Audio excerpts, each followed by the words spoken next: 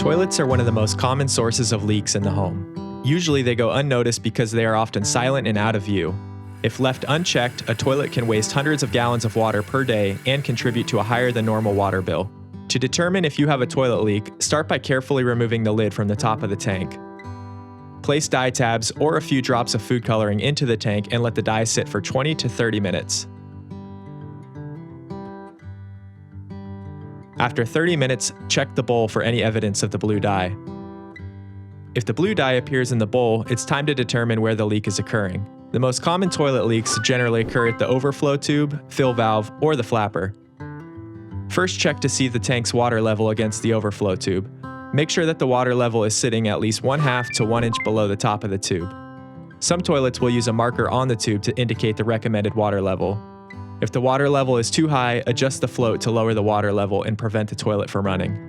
Next, check to make sure that the fill valve is not running. Over time, this valve can malfunction, causing the toilet to continuously fill. If the water is continuously running into the overflow tube, it's time to replace the toilet's fill valve. If the toilet is not leaking at the overflow tube, check the flapper located at the bottom of the toilet tank. Since the flapper is constantly submerged in water, it can become corroded over time, preventing it to properly seal.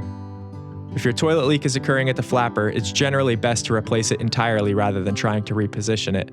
Before making any repairs to your toilet, be sure to turn off the water by turning the valve behind the toilet clockwise.